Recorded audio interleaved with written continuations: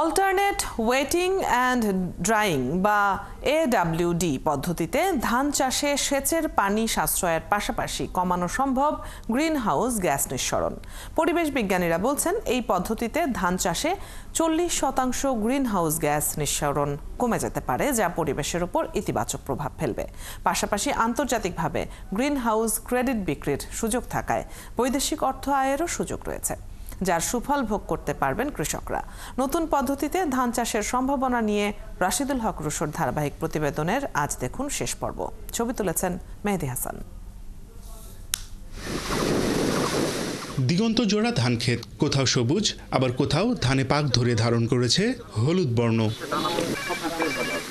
নওগাঁর নিয়ামতপুর উপজেলার ভারদণ্ডপুর গ্রামের ধান খেতে দেখা মিলল এমনই কিছু গ্রিনহাউস গ্যাস চেম্বার।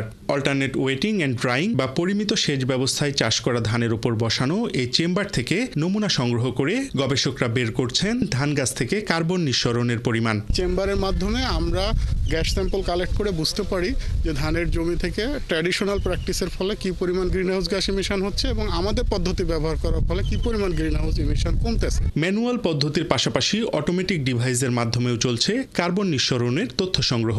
এখন পর্যন্ত গবেষণায় প্রাপ্ত ফলাফলে খুশি গবেষকরা। এই চেম্বারের ভিতরে আমাদের মিথেন সেন্সর রয়েছে। এই সেন্সর থেকে আমরা দিনে 4 বার ডেটা কালেক্ট করি। সো এই যে 40% পর্যন্ত গ্রিনহাউস গ্যাস ইমিশন সেভ করা মানে ফার্মার একটা এনভায়রনমেন্টের প্রতি কন্ট্রিবিউশন রাখে। এদিকে দাতা সংস্থা এডিবির প্রিন্সিপাল ইকোনমিস্ট জানান, কার্বন ক্রেডিট বিষয়ে বাংলাদেশ ও জাপান সরকারের মধ্যে চুক্তি রয়েছে, যেখানে বাংলাদেশের কাছ থেকে কার্বন ক্রেডিট কিনতে আগ্রহী জাপান সরকার। এই সুযোগ কাজে লাগাতে চান গবেষকরা।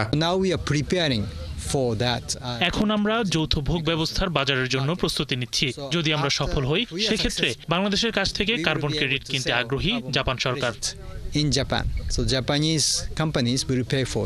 গবেষকদের দাবি, গ্রিনহাউস গ্যাস কমানো গেলে কার্বন বাণিজ্যের আয়ে একজন কৃষক প্রতি বিঘা জমি থেকে প্রণোদনা হিসেবে পাবেন 6 থেকে 8,000 টাকা।